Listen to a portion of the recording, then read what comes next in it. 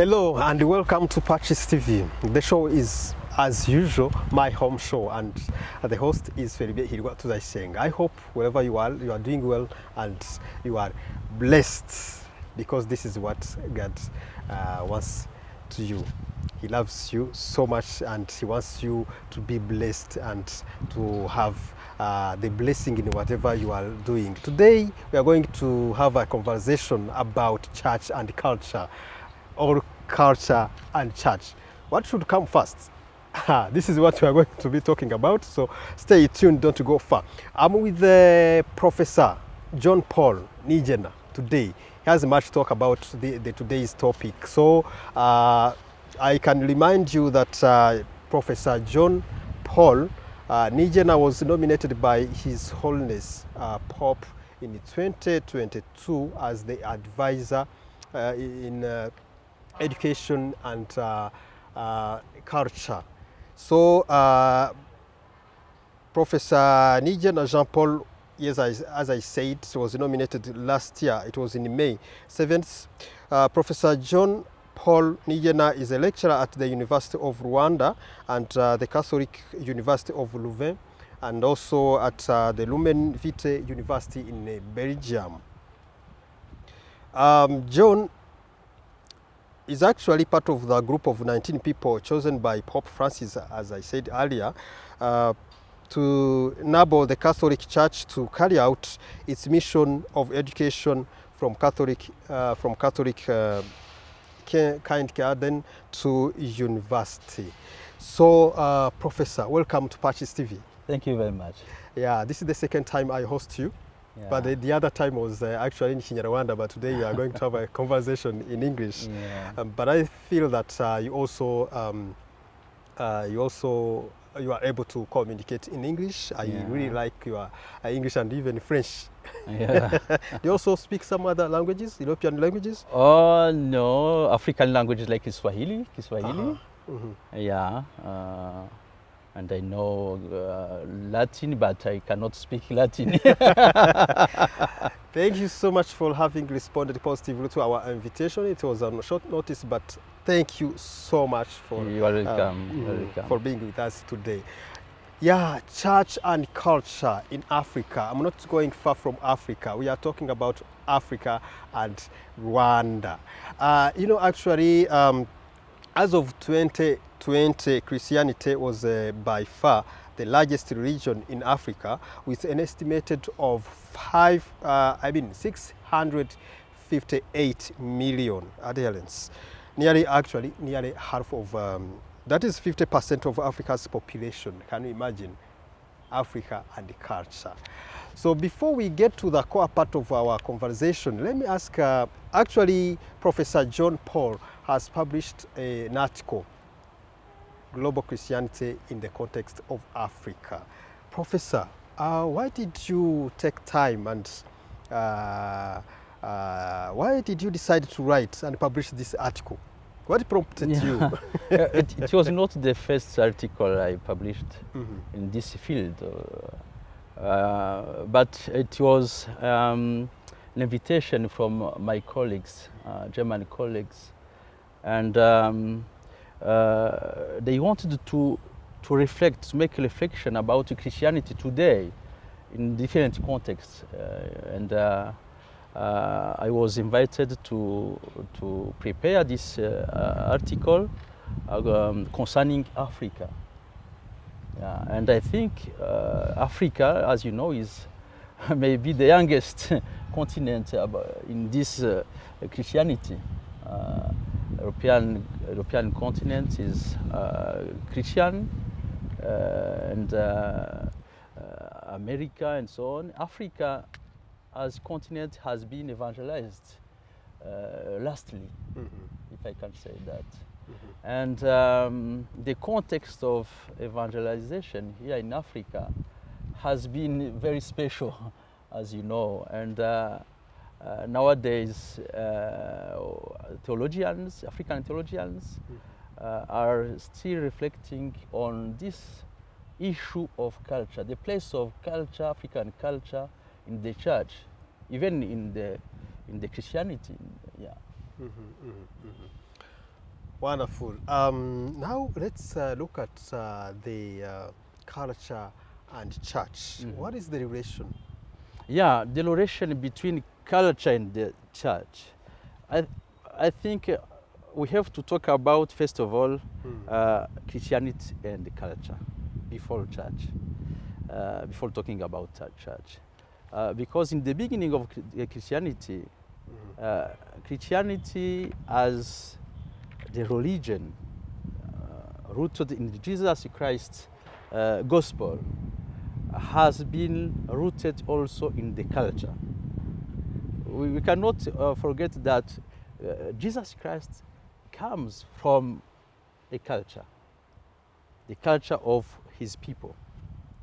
And his message was addressed to people who lived their culture.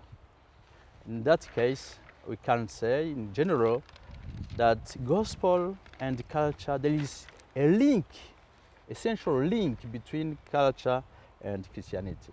That is the first point. The second point about concerning the church, in the history of the church, as we know, people tried to express their faith, Christian faith, in their culture. Because culture is like the field where people live, and where they have to translate their faith in the practices. Yeah, in that case, culture and the faith, Christian faith, we have to make a permanent link between those two dimensions, those two aspects. Yeah, you said that actually Jesus Christ comes from a culture.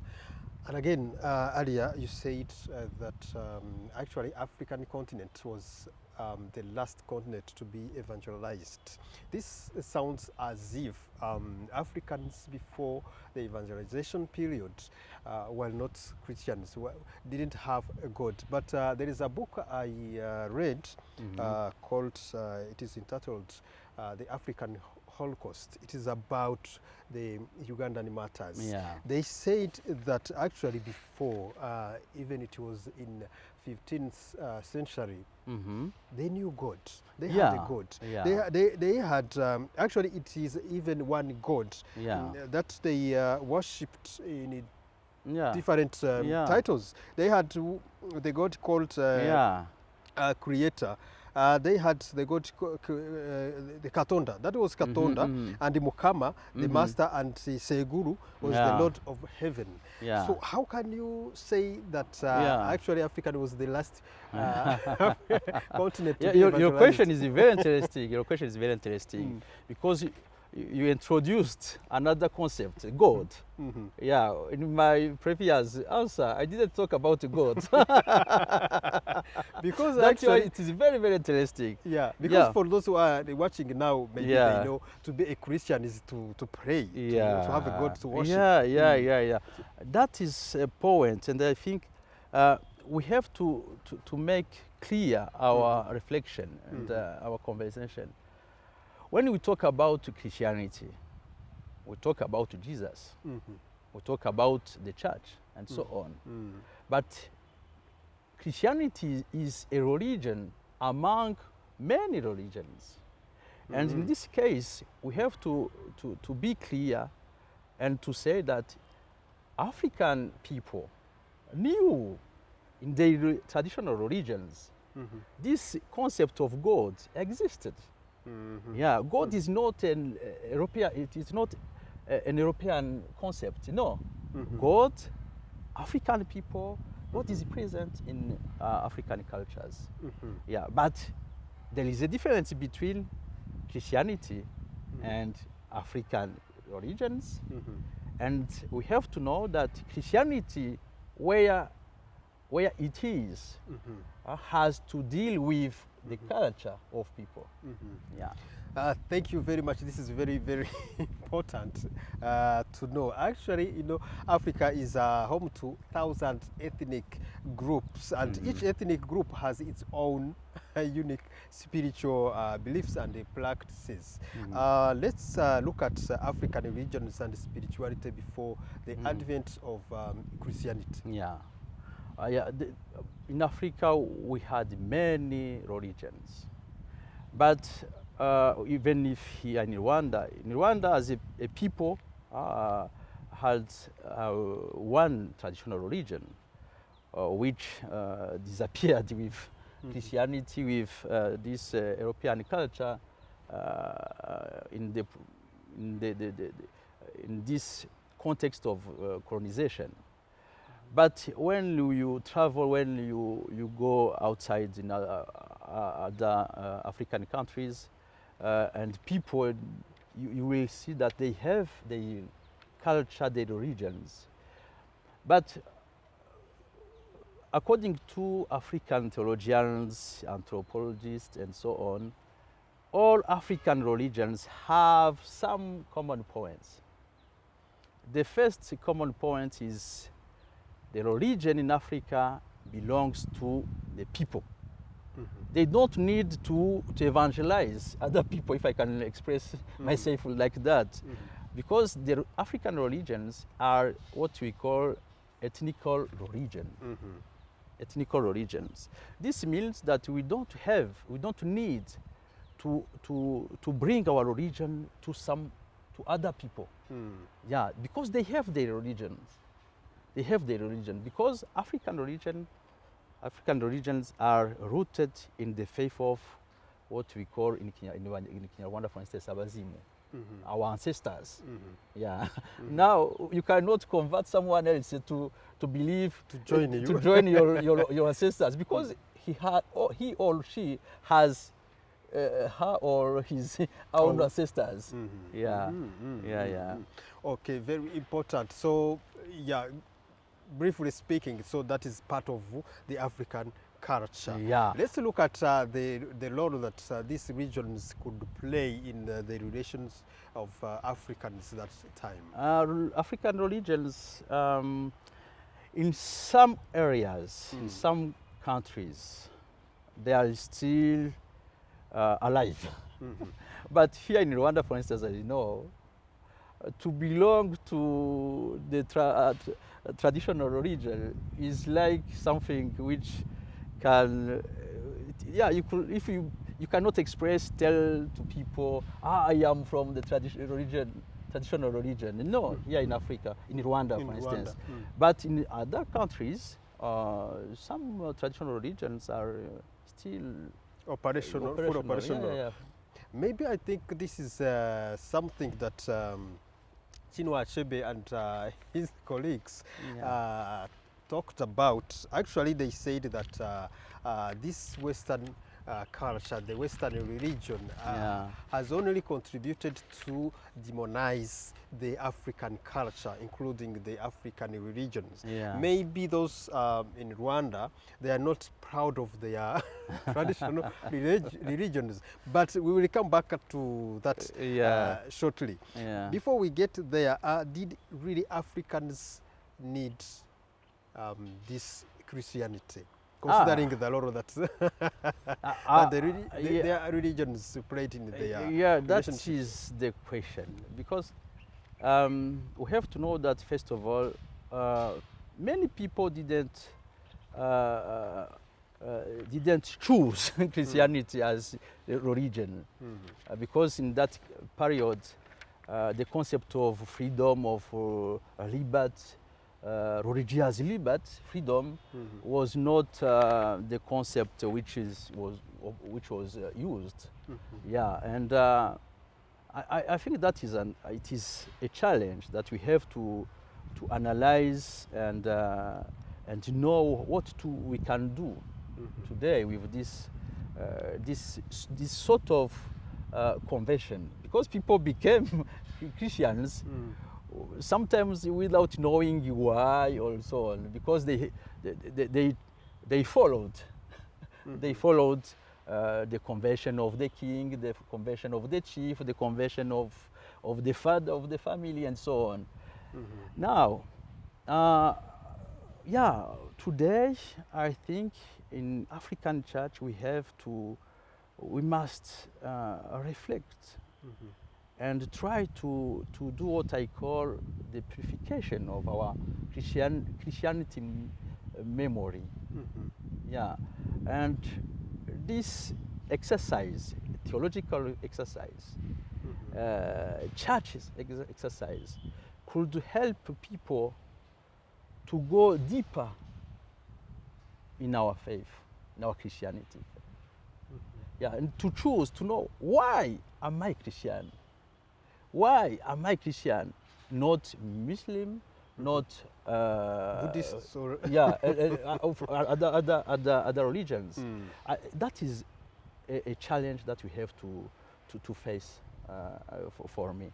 And when you say that European religions, Christianity, for instance, contribute to demonize our traditional religion, I could say in somehow yes and somehow no. I could say yes because Christianity arrived in Africa through this context of colonization. That was not good. But I think and I am convinced that Christianity brought many good values in Africa. For instance, as you know, in our traditional culture in Africa, people were not considered as equal. The chief was the chief, and people who were poor or they were rejected and so on. They could kill someone for nothing. And with Christianity, we have to discover this value of dignity of everyone, every human being, the dignity. We discovered this value of charity, this value of solidarity, and this value of the human being who has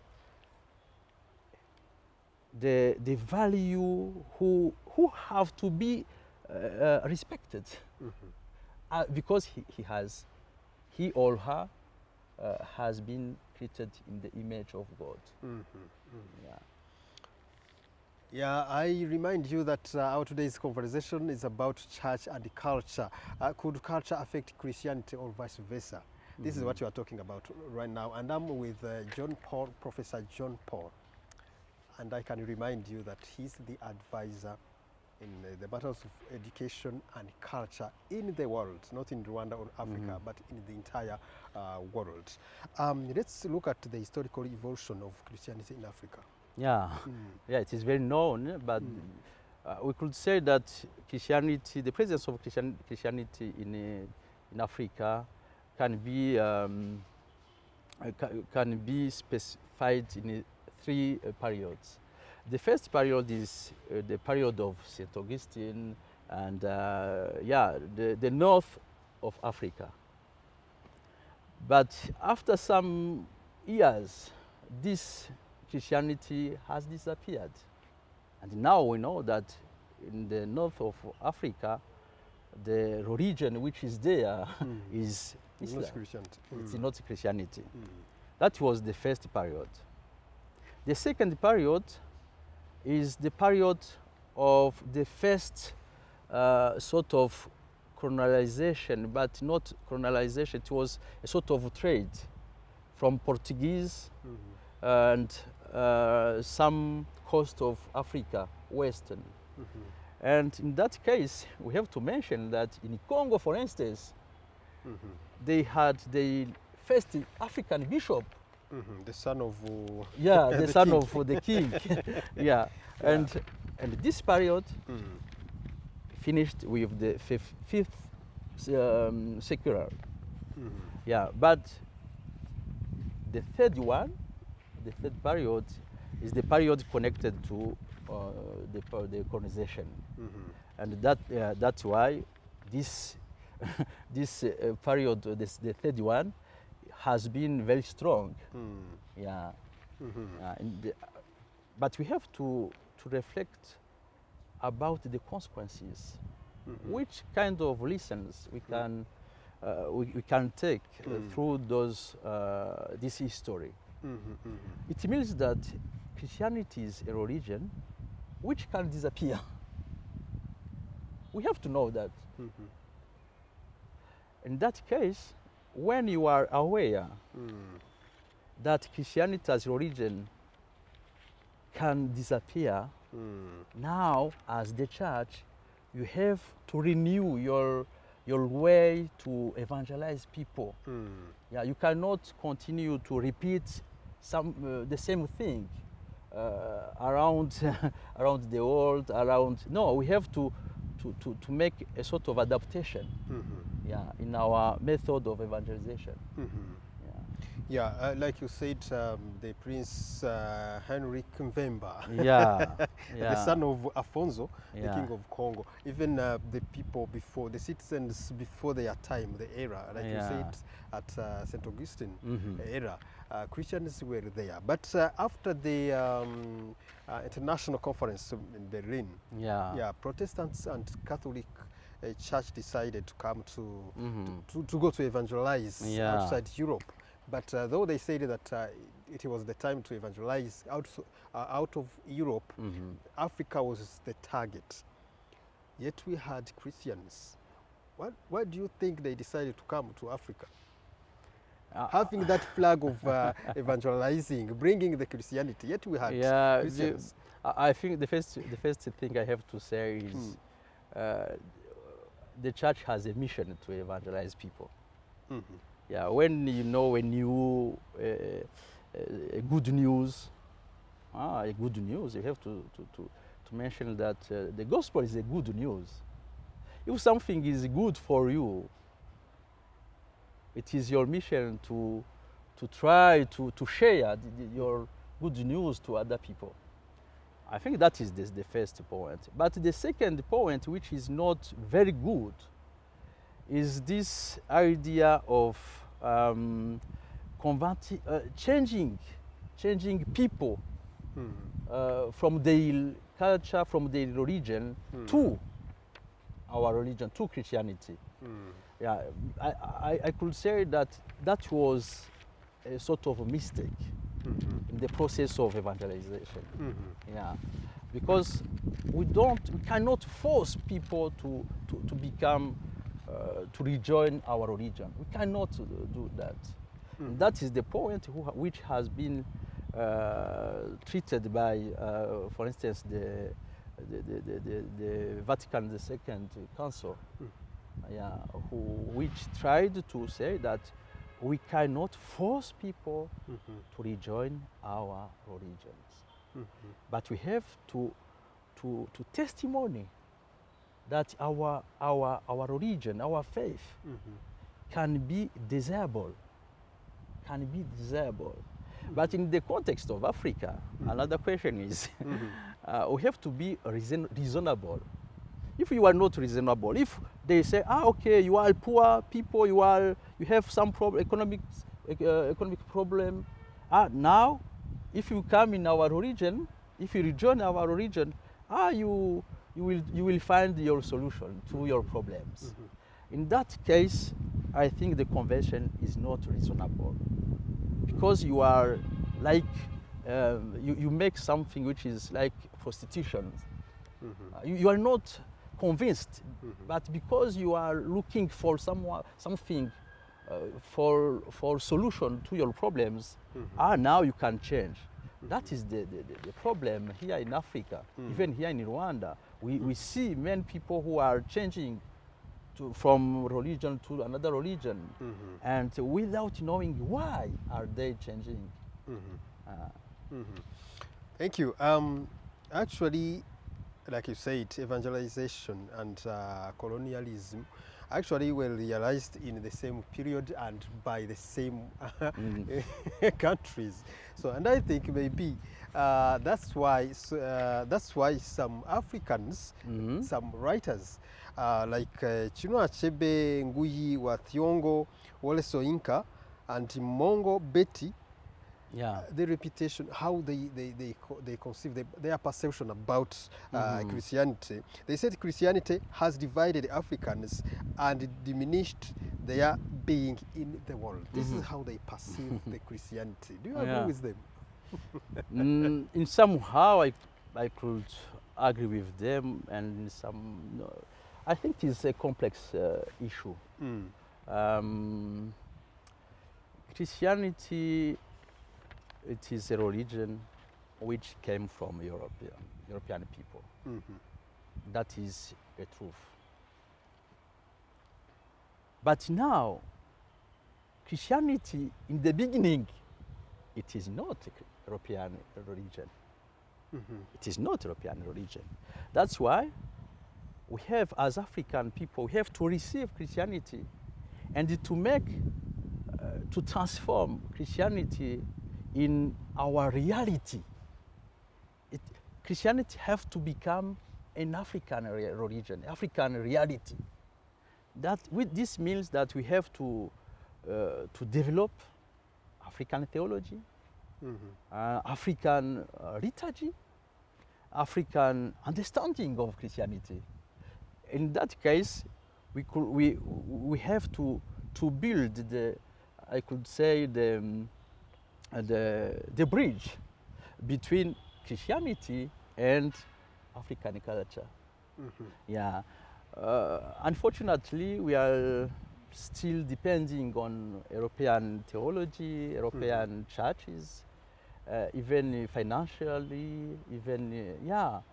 And the issue now for the church in Africa, the challenge is to try to build, to construct an African theology. What does it mean for African people to believe in Christ? That is the question. We have many churches which are full on Sunday, and yeah, churches are full. But what does it mean in our society life? What does it mean?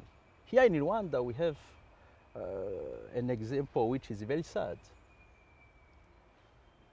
Before the genocide against the Tutsi, churches were very full. But what does it mean for Rwandan people to believe in Jesus Christ? That is the challenge. And in this case, we have, as the church, to do everything we can do in order to make a sort of relationship between our culture and the values from Christianity. Do you think there are some consequences of this misconception? You know, actually they brought Christianity, but the package, that plastic, the flag was the Christianity, but the content was not the Christianity itself. Yeah. So what do you think are the consequences of the this misconception? We have many consequences which are very, very bad in Africa. The first one is the place of those people who are considered as the chief of Christianity. Which kind of relationship exists between people in our villages, Christians in our villages, and priests? We are still having this image of a priest, like a white priest, and the people who they are Christians. Yeah, this is the first, I could say, the first image, which is very, very bad, which we have to purify. Yeah, we have to purify this image. That is the first one. The second consequence is African cultures, African people have been evangelized by priest brothers and sisters. They didn't, we don't know, we don't have this image of the evangelization made by the lay people, for instance. In that case, as another consequence, we have a problem of the place of lay people in our church. Where is the place of lay people in African church? Yeah, some theologian, African theologian, like a bishop and a theologian from Malawi, Then his name is Patrick Augustine Kalilombe. He's very, very known as a great African theologian. He said that the challenge of the church in Africa is to purify the church we received from missionaries. Yeah.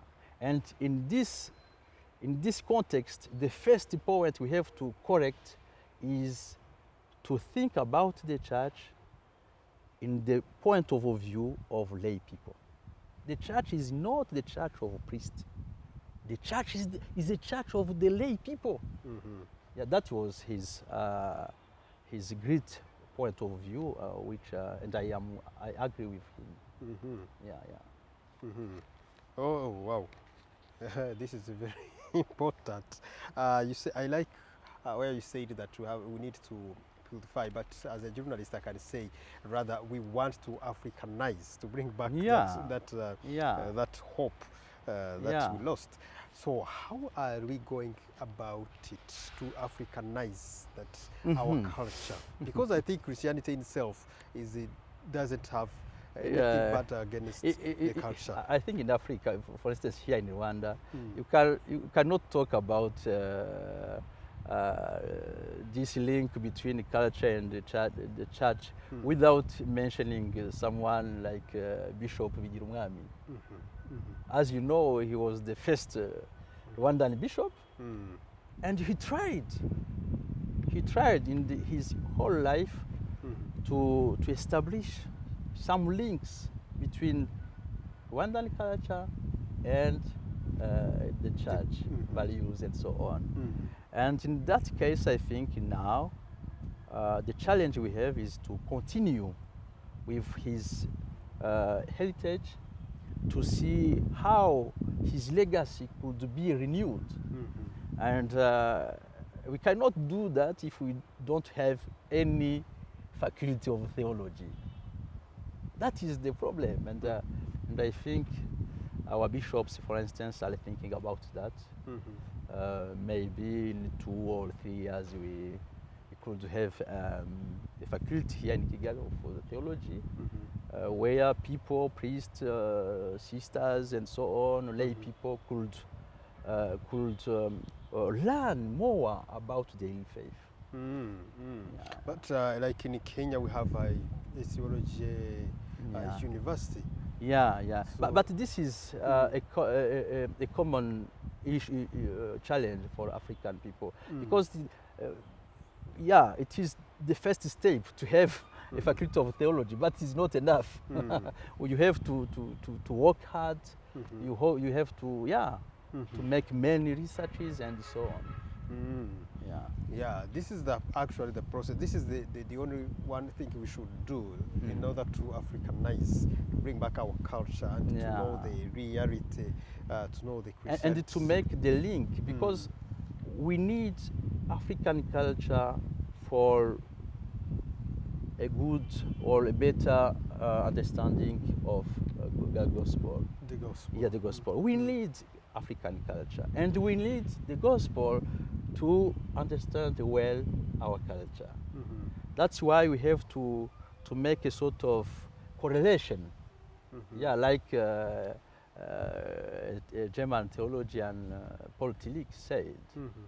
We need to make a correlation between the gospel and the culture, because the gospel have to be meaningful in our culture. If not, it is not our faith. It is not our faith. Yeah. Wow, yeah. And again, like you said, Jesus comes also from a culture. Yeah. So, basing on what you just explained, church and culture, they are actually intertwined. They are together, they can't be separated. No. For those who are watching now, who just joined now, the conversation, today's topic is about church or culture. Could culture affect Christianity or vice versa? This is what we were talking about in our today's topic. So, You said, yes, there is a need of Africanize to purify. Yeah. You said how we should go about that. Are we ready? We still have those who are going to Yeah. for schools in Europe. I think many things have been done. The first point I can mention is this contribution of African culture in liturgy. In liturgy. As you know, this happened just after the Second Vatican Council, which decided to be more open to local cultures. And now we can see young girls dancing in the mass, during the mass. That was not possible before the Vatican Council, the Second Vatican Council. It cannot happen. But I think it is not sufficient. It is not sufficient.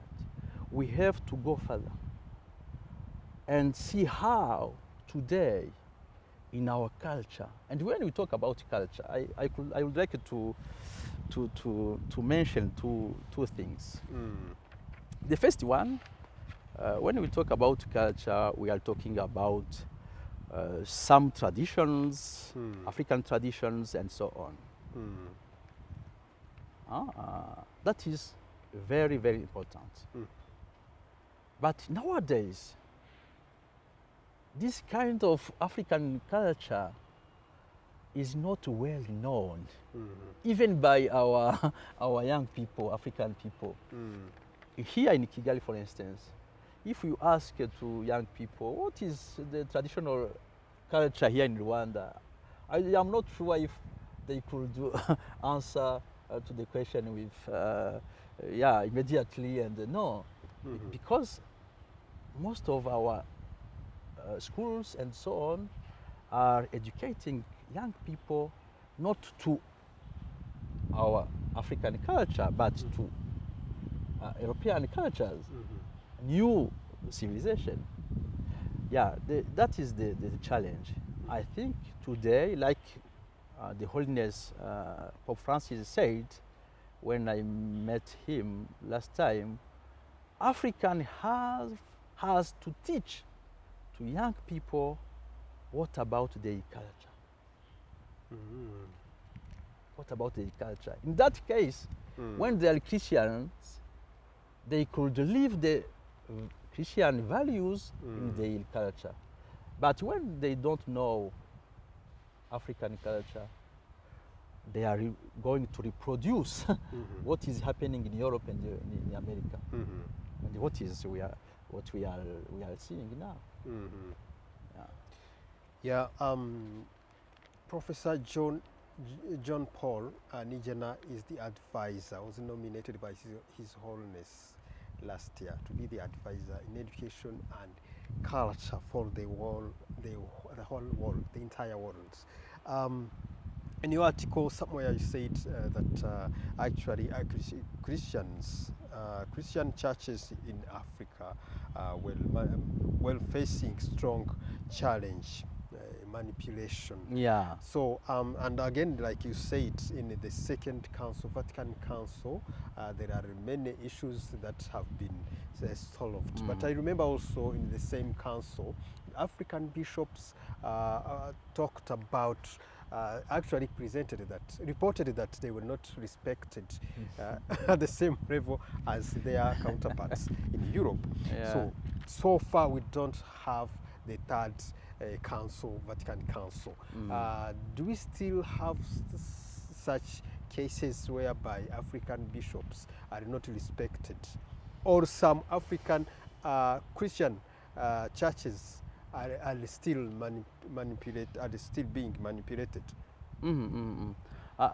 Those two questions are very Simple. not simple, very complex, and but very relevant. But very relevant. For the first one, I think in the context of the period of the Second Vatican Council, yeah, African bishops, they were very few.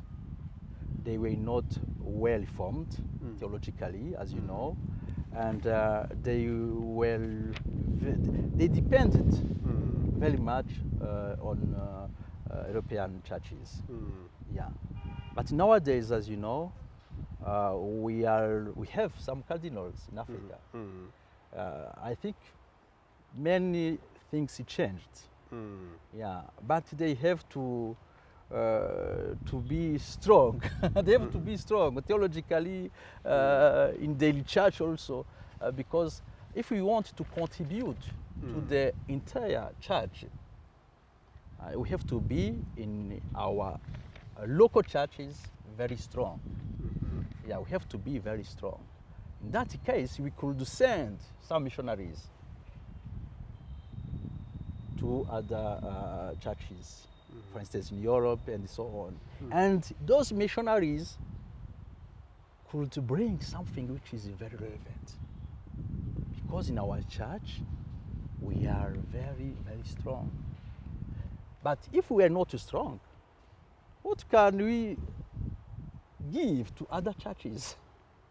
I think this period is the period of maturity. We have to be mature in our faith. We have to be a mature church. Yeah, a mature church. That is the first point. The second point that you mentioned is about this form of manipulation. I have to say that in many cases, church is influenced by people through their needs. For instance, I am suffering and I would like to get better and to recover and so on. Okay, now I would like to ask 2 masses. And in that case, we are manipulating our faith because we consider our faith as a magical thing. That is a sort of manipulation. And we have to pay attention as African church about this sort of manipulation. Yeah, and as you know, this form of manipulation is the source of the instability, religious instability. Today I am Catholic, tomorrow I am Protestant, Pentecostist, and so on. And after, if I don't find solution in Catholic Church, for instance, to my question, to my problems, okay, I change and I become, I go to another Christian denomination and so on. Yeah, now in Africa, I think Christianity is facing many challenges, but we have, as the church, African church, we have to teach more. We have to explain more our faith, and we have to how to say, to help people. Yeah, to help people and stop with this kind of attitude of arrogance. Stop, yeah, because this attitude is the consequence of the colonization. Yeah. These are the consequences of the colonization. Yeah. We are coming to the end of our show, but we are now at the very crucial part of our conversation, our today's show. Now we want advice. About how we should. Actually, Rwanda is part of the continent, even our culture is part of the African culture, but we also want to Africanize, to purify. Yes, give us just a piece of advice for the clergy and even for the laity. Your question is very difficult, but I am going to try to answer. For the clergy, I think they have to know that their mission is to serve. To serve. And to serve people, lay people. not to be served, but to serve. Yeah.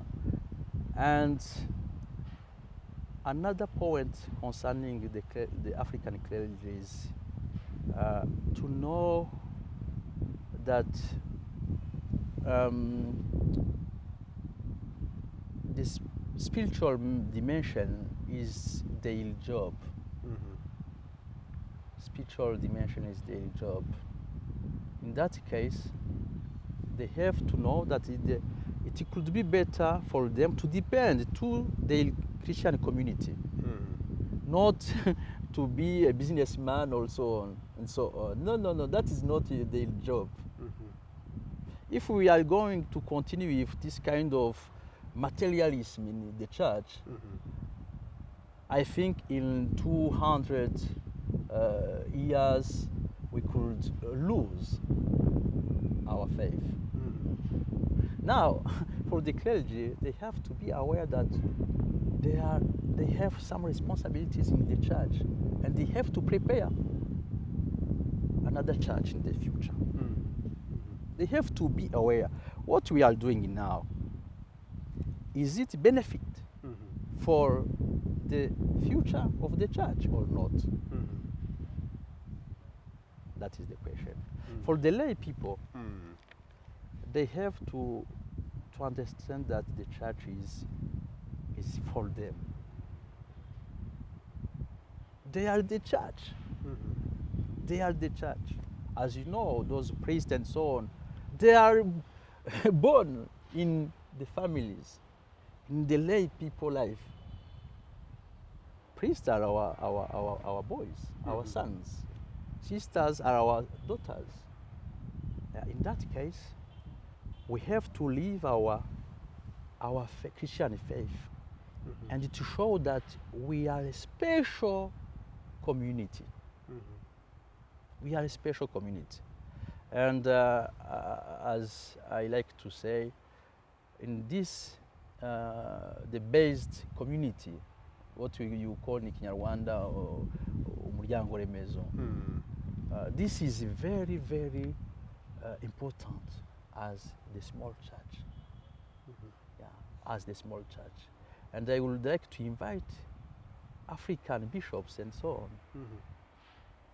on to care of those small communities, to understand their needs and to help them to understand and to love Jesus Christ. That is my last advice, if I could say. Yeah. Thank you so much. I thank you for your time. I also thank Professor for being with us today in our show. It was actually crucial moment. You know, it is actually a golden opportunity. Imagine being given advice by the Pope advisor. It is only on PACIS TV. So thanks so much for taking time to watch our today's show. Thank you very much, Professor, for being with us today. You are welcome. I hope next time we will also be happy to be with us in there. Yeah, thank you very much. Okay. Thank you. So I was with Professor John Paul Nigena, the Pope Advisor in Education and Culture. We were talking about church or culture. So this was our today's topic. I also thank Liliane Ikuze, who was behind the cameras to make sure that the sounds and even image are super perfect. My name is TUZIRIKANA. Stay blessed. See you next time.